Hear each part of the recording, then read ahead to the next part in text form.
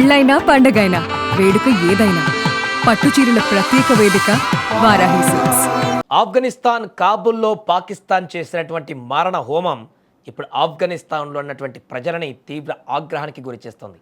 ఈ సందర్భంగా cricket player Rashid Khan కూడా స్పందించాడు. పవిత్ర రంజాన్ సమయంలో అమాయకపు ప్రజల ప్రాణాలు తీస్తున్నటువంటి వారిని అల్లా క్షమించడంటూ ఆగ్రహాన్ని వ్యక్తం చేశాడు ఆఫ్ఘనిస్తాన్ స్టార్ క్రికెటర్ రషీద్ ఖాన్. తీవ్ర భావోద్వేగానికి గురయ్యాడు. ఆఫ్ఘనిస్తాన్ రాజధాని కాబూల్ పైన పాకిస్తాన్ జరిపినటువంటి వైమానిక దాడులను ఆయన తీవ్రంగా ఖండించాడు.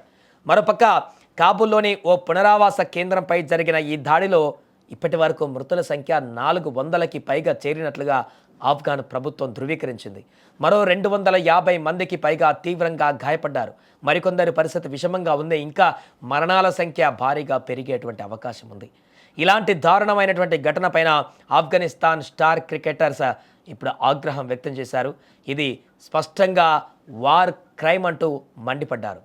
కాబూల్లో పాకిస్తాన్ వైమానిక దాడుల వల్ల అమాయక పౌరులు మరణించారన్న వార్త తనను తీవ్రంగా కలిచివేసిందని రషీద్ ఖాన్ వివరణ ఇచ్చారు. పౌరుల ఇల్లు, విద్యా సంస్థలు, వైద్యశాలలను లక్ష్యంగా చేసుకోవడం అది ఉద్దేశపూర్వకంగా అయినా లేదా పొరపాటున జరిగిన యుద్ధ నేరమే అవుతుంది. పవిత్ర రంజాన్ మాసంలో మానవ ప్రాణాలంటే ఏమాత్రం లెక్క లేకుండా ప్రవర్తించడం వికారం పొట్టిస్తుందంటూ ఆగ్రహం వ్యక్తం చేశాడు. ఈ చర్య కేవలం విద్వేషాన్ని, విభజనను మాత్రమే పెంచుతుందని రషీద్ తెలిపాడు.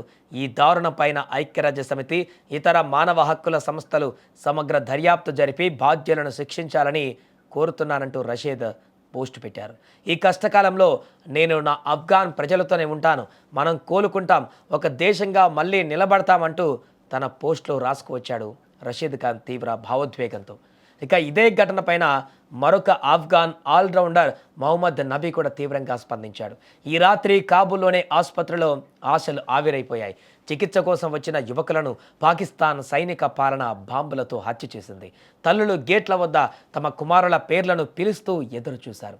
రంజాన్ 28వ రాత్రి వారి జీవితాలు అర్ధరాంతరంగా ముగిసిపోయాయి అంటూ నబీ ఆవేదనతో కూడినటువంటి పోస్టు పెట్టారు.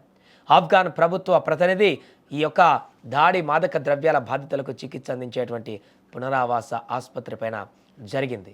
ఏదేమైనా కూడా ముస్లిం సోదరులు ఎంతో పవిత్రంగా భావించేటువంటి ఈ రంజాన్ రోజులలో ఇలాంటి దాడులు జరగడం యావత్ ప్రపంచాన్ని ఇప్పుడు కలిచివేస్తుంది. అది కూడా అభం శుభం తెలియని అక్కడ చికిత్స తీసుకుంటున్నటువంటి రోగులు వారంతా కూడా మాదక ద్రవ్యాలకు అలవాటు పడి అక్కడి నుంచి కౌన్సిలింగ్లో భాగంగా ఆ యువకులందరినీ కూడా చికిత్స కొనసాగిస్తున్నటువంటి ఒక పెద్ద ఆసుపత్రి అది.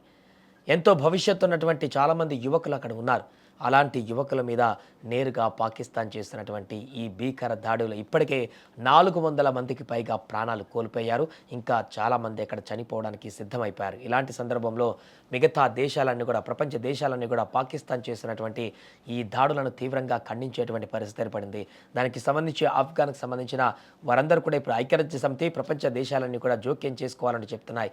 ఇలాంటి దాడులు అత్యంత హేయమయమంటూ కూడా ఇప్పుడు రషీద్ ఖాన్ కానీ, మొహమ్మద్ నబీ కానీ తమ పోస్టు ద్వారా వెల్లడించారు.